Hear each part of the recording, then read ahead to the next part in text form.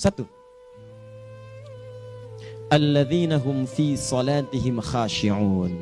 Syarat pertama, kalau ingin mendapatkan surga Firdaus tadi dan kebahagiaannya diturunkan ke bumi, dibawa sampai mati, masuk ke alam kubur lebih bahagia lagi, maka amalan pertama untuk melatih menguatkan iman itu, coba berlatih untuk menunaikan sholat dengan khusyuk.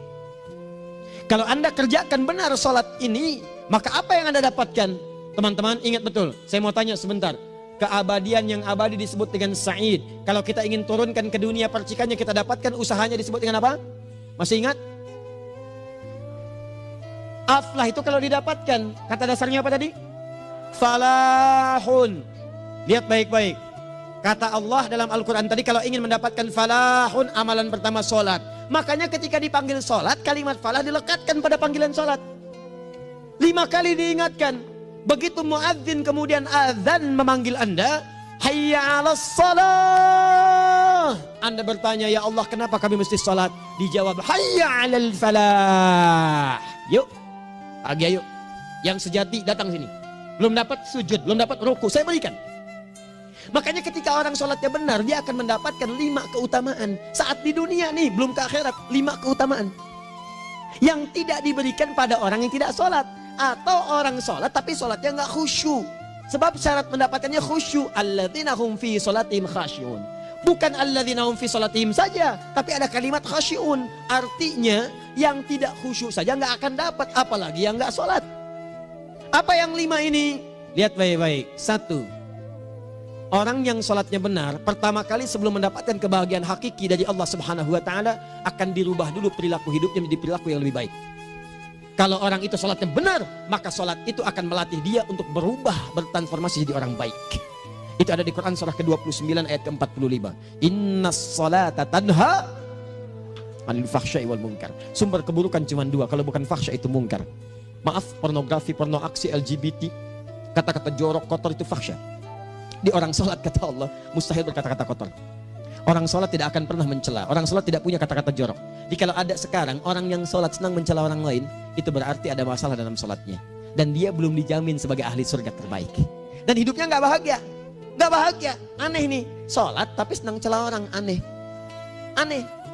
Yang paling bahaya adalah menikmati celahannya. Itu yang paling aneh. Anda ngaji.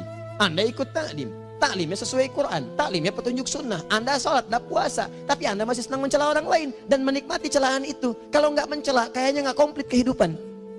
Maka ada yang salah dengan ibadah Anda. Ada yang keliru. Karena mustahil taat bertemu dengan maksiat, itu mustahil. Mungkar, keburukan yang diingkari oleh hati, sumbernya nafsu perut dengan akal. Bohong, mencuri, menipu, membunuh, merampok, membegal, mabuk dan sebagainya. Itu namanya mungkar. Orang sholat gak mungkin mengerjakan mungkar. Jadi kalau sholat kita benar, cukuplah Anda sholat, maka Anda akan jadi orang baik. Makanya kata Nabi, Anda punya anak dari kecil ajarin sholat. Sholat kalau naik jadi balik, kerjakan terus. Kasih pelajaran membuat dia mengerti. Kalau masih susah, berikan pelajaran. Ini sering diterjemahkan dengan memukul. Mukul di Arab beda dengan konteks mukul sekarang. Mukul di Arab tuh ngasih pelajaran supaya ngerti. Anda bisa terjemahkan dengan konteks lain. Uang jajannya tahan, yang kesukaannya simpan dulu. Bisa dengan konteks kekinian, tapi poinnya kenapa anak Anda dari kecil ajarin sholat sampai kenalkan dengan masjid, ajari 3 tahun bawa ke masjid, kenalkan dengan masjid, gak ada masalah lari-lari itu sebelum waktu sholat. Kenalkan dulu. Dulu orang-orang tuh begitu, sebelum waktunya dikenalkan, jalan, begitu lari, biarin dulu. Setelah itu diberi pengertian, nah ini bukan tempat berlari, yang berlari di sana nanti, yang di sini nanti akan ada orang-orang baik semuanya. Terus Anda lihat berbaris, baris rapi. Kalau pengen baik ikutan baris nanti. Terus nanti ada yang mimpin di depan, namanya imam. Imam itu siapa ya? Tetangga kita bukan yang Pak Imam, bukan. Bukan. Kalau tetangga kita namanya Imam S. Arifin. Kalau yang ini imam sholat namanya. Imam sholat itu nanti akan pimpin menyembah Allah. Allah siapa ya? Allah itulah yang memberikan ayah rizki. Allah itu yang memberikan ayah rizki sehingga bisa beli tobot buat kakak. Beli robokar poli, ini yang poli, ini yang embers, ini yang heli, ini dulu kakak semuanya tuh yang kasih Allah. Nanti kalau kakak bagus bisa ikut rapi di sini, Allah akan senang, akan ditambah lagi oleh Allah. Oh begitu ya, datang begitu caranya. Ini bukannya waktu sholat belum dikenalin tadi bawanya main-main di masjid. Bahkan ada yang agak repot lagi, di rumahnya susah diatur, dibilang, kamu ini susah diatur, main sana ke masjid, disuruh main, ya main di masjid. Yang salah bukan anaknya, orang tuanya. Apa rahasianya anak itu disuruh ke masjid, suruh sholat? Rahasianya, begitu anak itu sholat dengan baik, maka dia akan tumbuh jadi anak baik di kemudian hari. Itu maksudnya. Nah, sekarang saya agak bingung ini, pendidikan TK sekarang salah sih? Enggak, cuma saya agak bingung mikirnya. Ini anak belum diajarin sholat, udah diajarin manasik. Itu bagaimana cara berpikirnya Ferguson? Agak repot saya mikirnya tuh. Ya. Walaupun salah sih enggak, cuma saya bingung gitu. Kenapa nggak dikerjakan tahap yang pertama dulu? Tangga itu kan berurutan. Nggak bisa Anda lompat langsung ke 5. Kan 1, 2 belum terlewati. Jelas ya? Nah, ini gambarannya. Sholat nih. 1 pasti baik. Jadi kalau sekarang sholat, lisan belum baik, mata belum baik, sampai ke kaki, berarti ada yang salah sholatnya tuh. Ada yang nggak tepat.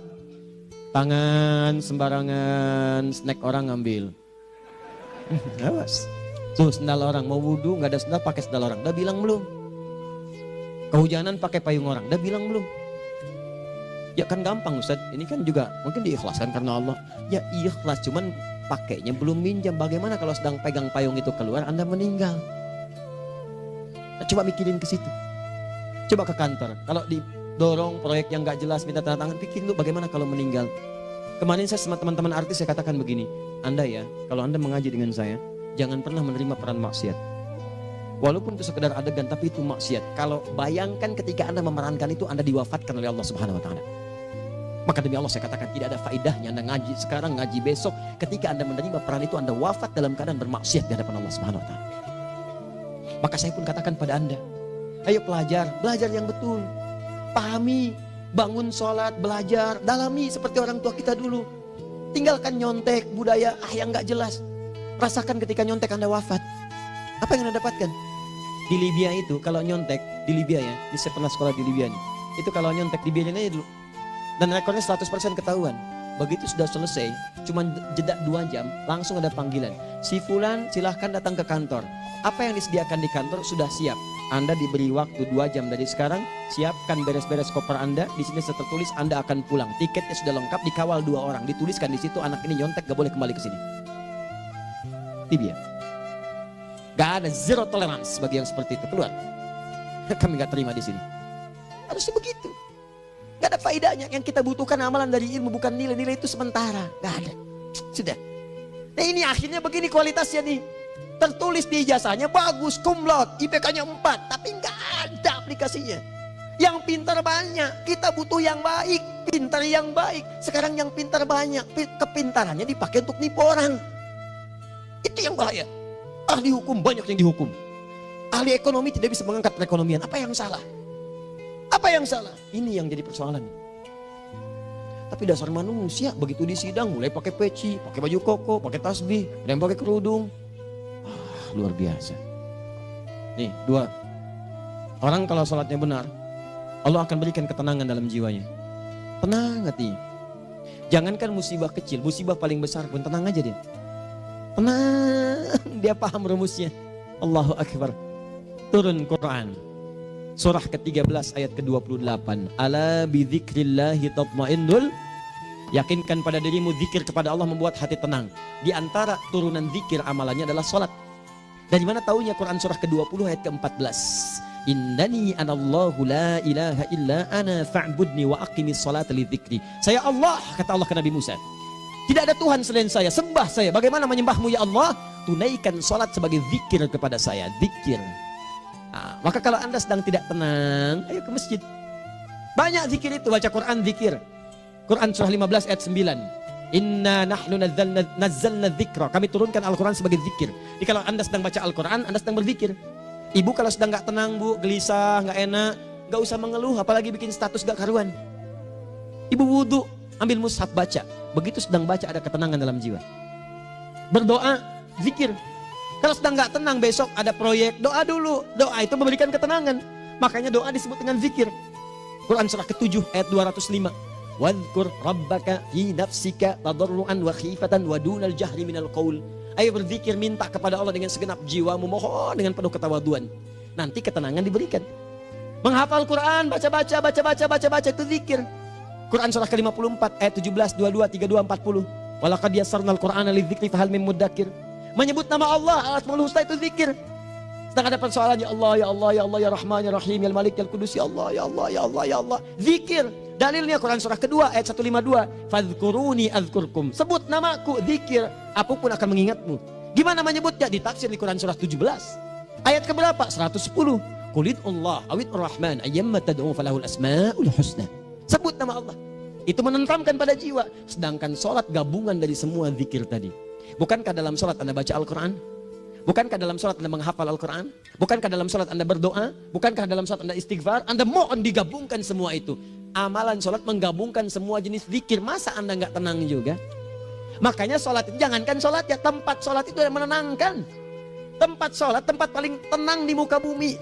Kalau nggak percaya silahkan ya, Anda sebelum masuk ke Istiqomah ini, begitu Anda masuk kan perasaannya beda kan? Lain. Silahkan cek, kalau cari ketenangan datang ke masjid. Masuk, wudhu masuk, sholat 2 rakaat tenang. Dekat kipas angin, saking tenangnya plek ngantuk tidur. Beneran. Enak. Makanya saat Ramadan kalau orang pengen cari ketenangan, lihat. Di perusahaan-perusahaan penuh tuh musola, pada tidur. Ya, mengamalkan hadis palsu. Ya, dia musoim ibadah, tidurnya orang puasa ibadah, hadis palsu. Nah, itu teman-teman. Itu gambarannya tiga. Orang yang salatnya khusyuk benar, itu dijamin langsung oleh Allah Subhanahu wa taala akan dimudahkan semua urusan hidupnya termasuk rezekinya. Ini yang saya katakan. Jadi saya katakan tadi, di akhirat ini, di surga, rezeki tinggal ngambil. Anda kalau benar sholatnya, itu langsung dijanjikan oleh Allah. Rezeki itu nggak perlu Anda banyak pikirkan. Ikhtiar sedikit, datang. Bahkan dari sisi yang tidak Anda duga. Apa dalilnya? Quran surah ke-65 ayat 2 dan 3. Ditafsir di Al-Baqarah ayat 2 dan 3. Wa may yattaqillaha yaj'al lahu makhraja. Ada orang yang meningkatkan takwanya kepada Allah, kami mudahkan urusan hidupnya. Setiap persoalannya diberikan jalan keluar, mudah. Solusi. Setiap ada problematika, ada solusi. Wa yarzuqhu min haitsu la yahtasib. Dan kalau dia ingin mendapatkan rezeki, bahkan kami kirimkan dari sisi yang tidak dia duga. Orang lain capek ini datang lagi, tawaran proyek datang lagi. Utsman tuh Masya Allah kayanya banyak, tapi yang paling dirindukan bukan saat mendapatkan peningkatan omsetnya, yaitu saat dia mendapatkan waktu khusus dengan Allah untuk sholat malam hari, sampai-sampainya sempat sholat tahajud sampai khatam Al-Quran. Abdurrahman bin Auf demikian, Tamim Ad-Dari demikian, sholat karena tahu sholat itu meningkatkan rizki. Karena tahu kuncinya ada di situ, Allah yang punya rizki. Disebut dengan Razak, pemilik rizki. Maka saya harus punya hubungan dekat dengan Allah. Kalau sudah punya hubungan dekat, mau apa aja gampang. Belum minta, udah diperhatikan. Silahkan cek, Anda punya hubungan baik dengan bos Anda di kantor. Ya, sebelum Anda minta, beliau udah pikirin tuh. Telepon bendahara. Dia udah ngambil belum gajinya? Belum Pak, tambahkan bonus sekian. Kenapa? Karena dia mengawasi Anda. Allah maha tahu dibandingkan dengan bos Anda. Mendekat kepada Allah, semua diperhatikan oleh Allah. Siapa orang takwa itu? Kalimat takwa pertama di Al-Quran Al-Baqarah ayat 2. Amalannya ayat 3. Dzalikal kitabu la raiba fihi hudal lil. Siapa mutakin itu? Ayat 3-nya. Alladzina yu'minuna bil ghaib wa yuqimunas shalah. Gampang. Kalau pengen mudah hidupnya gampang. Biaya nggak mahal, tenaga nggak banyak, tingkatkan takwa nih. Jadi kalau hidup Anda masih susah, di kantor champion, di rumah tangga bermasalah terus, atau sebaliknya, maka boleh jadi kalau gelar Anda tinggi, harta Anda banyak, tapi selalu punya masalah, bukan Anda kurang hebat, bukan Anda kurang kedudukan, bukan Anda kurang kaya, Anda kurang takwa. Dan yang paling dahsyat, mungkin sholat Anda belum berkualitas. 4. Orang yang sholatnya benar, khusyuk dia, bahkan saat sholat itu kalau dia minta, maka seketika doanya akan dikabulkan. Tanpa diskusi, langsung seketika. Contoh, Quran surah ketiga ayat 38-39. Demi Allah saya katakan, Nabi Zakaria punya masalahnya pelik. Sudah berumah tangga, istrinya divonis monopause, maaf bahkan mandul. Gak mungkin punya keturunan. Maka apa yang beliau kerjakan? Secara singkat beliau sholat. Begitu sholat minta kepada Allah. Hunalika da'a Zakaria rabbah. Di mihrab itu beliau bermohon kepada Allah. Bermohonnya sambil sholat. Qala rabbi habli min ladunka dzurriyyatan thayyibah innaka sami'ud du'a. Ya Allah, mereka katakan saya nggak mungkin punya keturunan. Sekarang saya ingin katakan, ya Allah, saya hanya minta darimu saja, saya nggak akan dengarkan mereka. Ya Allah, mohon Engkau maha mendengar, ya Allah. Maha mendengar doa saya. Kalau kepada yang maha mendengar aja nggak mengabulkan, kepada siapa lagi saya mesti minta? Apa yang terjadi? Fanadatul malaikatu wa huwa qa'imun yusalli fil mihrab. turun malaikat mengabarkan, sedangkan beliau masih sholat, belum selesai dalam sholatnya. Sholat khusyuk itu belum selesai sholat aja dikabulkan, doa sudah turun. Sholatnya belum selesai, doa sudah dikabulkan. Annallaha yubashshiruka bi Yahya. Allah kasih kabar gembira. Doa kamu didengar, dikabulkan. Kamu akan punya anak. Namanya langsung dari Allah, Yahya. Artinya hidup yang mustahil menurut manusia. Lahir seorang dari rahim perempuan yang menepus dan mandul, bayi yang hidup. Kata Allah, nggak ada yang mustahil bagiku. Jadi dan jadi dia. Berita baiknya, Nabi Zakaria sholat dikabulkan. Umat Nabi Muhammad sebelum sholat sudah ditunggu oleh Allah. Mau minta apa? Aku kabulkan sekarang. Hadisnya qudsi. Saya bacakan. Hadatsana qala Rasulullah sallallahu alaihi wasallam qala Allahu azza wa jalla qasamtu shalah baini wa baina abdi. Kata Allah, saya bagi dua ya salat antara aku dengan hambaku. Wali abdi ma sa'ala. Kalau hambaku benar salatnya, aku berikan apapun yang dia minta sekarang. Idza qala al-abdu alhamdulillahi rabbil alamin. Bagian pertama. Kalau hamba benar membaca Al-Fatihahnya dari alhamdulillahi rabbil alamin, kalau Allah azza wa jalla dijawab oleh Allah, hamadani abdi, hambaku sedang memujiku. Wa idza qala ar-rahmanir rahim, jika hambaku berkata ar-rahmanir rahim, kalau Allah azza wa jalla asna alayya abdi, hambaku sedang menyanjungku. Wa idza qala maliki yaumiddin, kalau Allah azza wa jalla majjadani abdi, kalau hambaku mengatakan maliki yaumiddin, kata Allah hambaku sedang mengagungkanku. Perhatikan sekarang. Wa idza qala al-'abdu iyyaka na'budu wa iyyaka nasta'in, jika hambaku berkata sekarang, ya Allah, kami sekarang ibadah, sholat menyembahmu, dan kami sekarang sedang punya masalah, kami hanya minta tolong kepadamu ya Rabb. Apa jawabannya? Beda dengan sebelumnya. Kata Allah, hadza baini wa baina abdi. Inilah perjanjian antara aku dengan hambaku. Wali abdi, kalau hambaku benar khusyuk sholatnya sampai detik ini, baru sampai Al-Fatihah itu pun belum tuntas. Baru sampai Al-Fatihah itu pun belum tuntas. Kalau benar bacaannya, betul sholatnya dari takbir sampai dengan selesainya, sampai ayat itu, iyyaka na'budu wa iyyaka nasta'in, kata Allah, masalah apapun yang dia minta sekarang, aku akan kabulkan. Besok saya kasih rahasia. Yang di KBP. Ada awal pembuka di awal sebelum Al-Fatihah yang kalau Anda benar bacanya, itu pengantar kepada pengabulan doa di Al-Fatihah. Apa itu? Besok. 5. Yang kelima ini yang paling diharapkan, dan ini penutup dalam kajian kita malam ini. Teman-teman sekalian, perhatikan baik-baik. Jika Anda benar mengerjakannya, maka Allah akan jamin langsung Anda akan mendapatkan kesuksesan dan kebahagiaan di semua aktivitas Anda. Kalau jadi suami, suami yang sukses, rumah tangga yang bahagia. Kalau jadi pegawai, pegawai yang sukses, dan di kantor bahagia. Masih ingat? Kesuksesan yang menghadirkan kebahagiaan, konteksnya dunia disebut dengan falah. Dipegang disebut dengan aflah. Dikembalikan lagi ke atas, ke surah ke-23 ayat 1 dan 2. Qad aflahal mu'minun. Apa amalannya? Alladzina hum fi salatihim khashi'un. Persoalannya, kalau Anda sholat belum mendapatkan satu di antara 5 ini, apa masalahnya? Pertama masalahnya, kata Al-Quran, boleh jadi yang sholat itu belum khusyuk. Apa itu khusyuk? 2 maknanya, dan saya tutup di sini. Apa yang 2 itu? 1, kebanyakan orang sholat masih membawa dunia dalam sholatnya. Makanya kalau pengen khusyuk, kata Allah, maka Anda rasakan akan bertemu Allah. Rumusnya Quran surah kedua ayat 45 sampai 46. Rasakan secara singkat, mungkin itu sholat terakhir yang Anda akan kerjakan dalam kehidupan. Mungkin di sholat itu Anda wafat. Kata Allah, alladzina yadhunnuna annahum mulaqu rabbihim. Orang khusyuk itu sudah kelihatan dari sebelum sholat, dia sudah merasa persiapan menghadap Allah. Persiapan ke manusia aja, dia sudah siap-siap, mandi dulu, ganti pakaian, pakai parfum, macam-macam dan sebagainya, hanya memenuhi undangan manusia.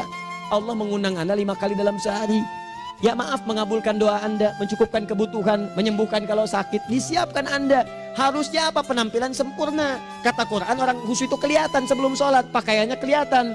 Quran surah 7 ayat 31, ya bani Adam khudzu zinatakum inda kulli masjid. Hai anak cucu Adam, kalau tiba panggilan dari masjid, kenakan pakaian terbaikmu. Di anak cucu Adam tuh kelihatan. Kalau orang khusyuk begitu azan kelihatan pakaiannya lain. Pakaiannya indah. Khudzu zinatakum, kenakan pakaian terbaikmu. Dipakai, bertemu Allah. Bertemu manusia aja pakaian bagus-bagus. Ini aneh ya, ada orang salah ibadah aja. Orang salah ibadah pakaiannya bagus-bagus. Lihat nih hari-hari tertentu, besok tuh. Orang mau ke tempat masing-masing tuh. Ada yang pakai jas, pakai dasi, pakai batik, pakai kebaya. Anaknya dibawa, dikuncir 2, bawa manisan macam-macam. Mau salah ibadah aja, tampilan bagus. Masa antum yang benar ibadahnya nggak bagus? Bedakan. Pakaian futsal, pakaian sholat, ganti dengan yang sholat. Ini gimana pakaian sholat pakai pakaian futsal? Depannya gambar Messi, belakang Ronaldo. Repot. Malaikatnya juga bilang, kamu salah baju, harusnya Luka Modric.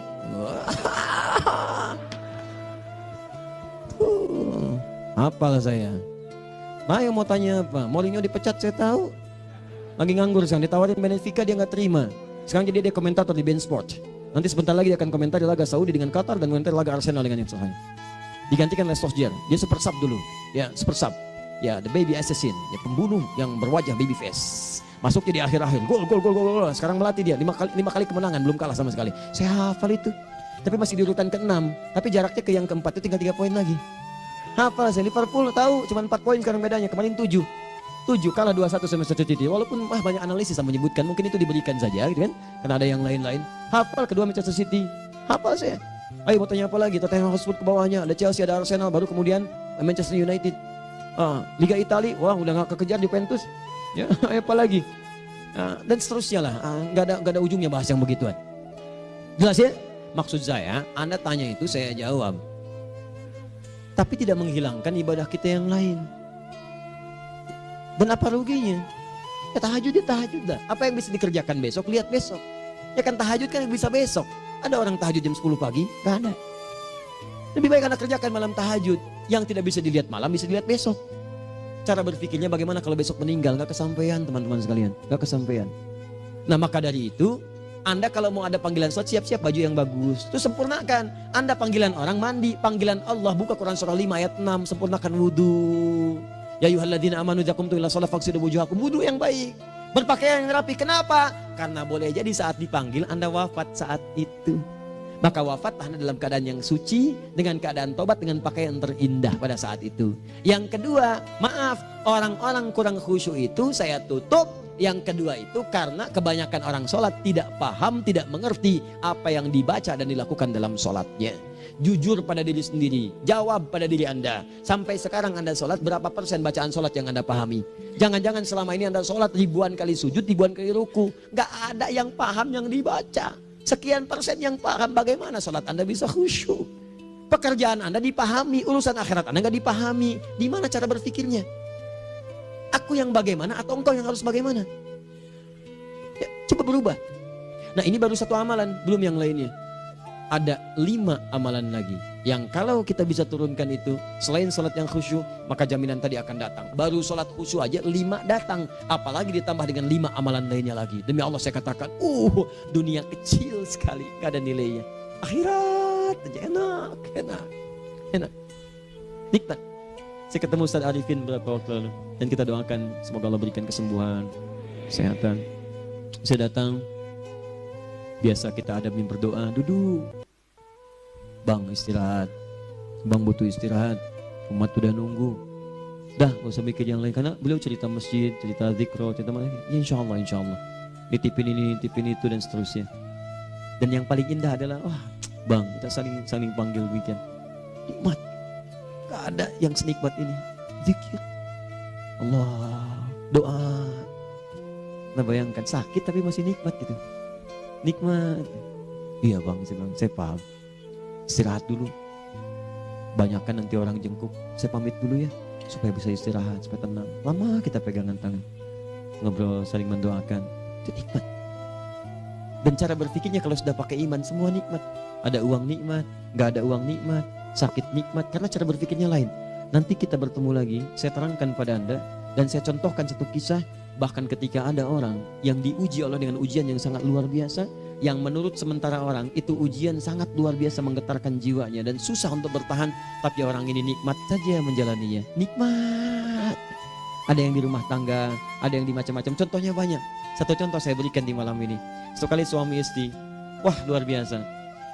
Istrinya itu cerewetnya Pak, bukan cuma cerewet, ngeselin bagi suaminya. Maaf Bu ya, bukan ibu maksudnya. Jadi semua yang dikerjakan suami salah. Pengen mangga, ayah kalau kita sekarang dibeli mangga. Kenapa mangga yang ini? Saya pengennya mangga yang lain. Belikan mangga, kenapa beli mangga aja? Jeruknya mana? Jeruk, semua. Pokoknya semua yang kerjakan suami salah. Tapi suami tidak pernah mengeluh. Ini kerjakan, itu kerjakan. Satu kali, perhatikan cara memandangnya. Ketika iman sudah masuk ke dalam jiwa. Kata temannya, akhi, istri kamu ini begini, nyusahin kamu. Kenapa kamu gak cari yang lain? Kan gampang ada syariat. Udah pisahin aja cari yang lain. Kamu tenang ibadah. Apa jawabannya? Hey, Allah sudah turunkan surga ke saya lewat dia. Kenapa kamu meminta saya untuk menjauhinya dan meninggalkan surga saya?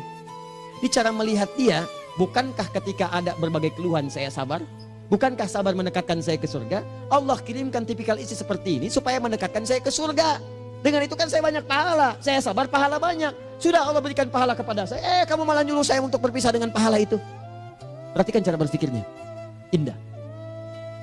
Kalau rumah tangga seperti ini semuanya enak.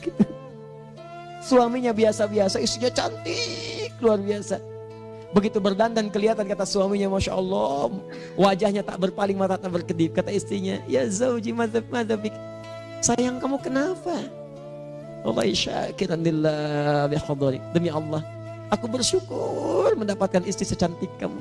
Kata istrinya, nahnu fil jannah zauji, kita berdua di surga.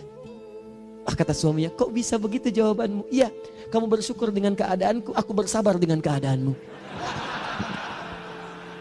Catat. Bukankah orang syukur dan sabar di surga? Tuh lihat, canda-canda orang-orang soleh itu begitu. Nikmat ketawa walaupun nyelekit di hati. Cuman bawaannya enak gitu. Nah, nanti itu ada tuh, nanti saya turunin tuh. Yang di rumah tangga, yang ini, yang itu nanti. Kapan? Pertemuan berikutnya. Jadi kita cukupkan dulu di malam ini apa yang kita pelajari supaya nanti nggak terlampau banyak kita dapat materi, cuma sayang sedikit mengamalkan. Saya sudah tuangkan di sini, banyak saya tuliskan termasuk di keluarga, di macam-macam. Ini saya tulis tapi silahkan Anda baca, kalau ada manfaat silahkan dapatkan, kalau ada yang kurang silahkan sampaikan untuk dikoreksi. Semoga Allah muliakan kita semua insya Allah. Sekali lagi, perbaiki hidup, jangan banyak mainnya, dan sudah. Jangan banyak membuang dengan yang sia-sia, apapun yang dihadapi. Sekali lagi, tolong jaga kondusivitas, bantu negara kita, ketertiban, keamanan. Kalau saya menyampaikan sesuatu, ada singgungan dengan yang kekinian, itu maksudnya koreksi masukan-masukan, supaya diperbaiki. Tapi tetap dalam urusan pemilihan, kita punya pilihan masing-masing yang tidak boleh dipaksakan. Jelas ya? Baik, jadi ya, saya sampaikan sekali lagi. Pertama, pilih mana? Anda dipaksa harus ikut, atau yang kedua, kita bebas memilih sesuai dah.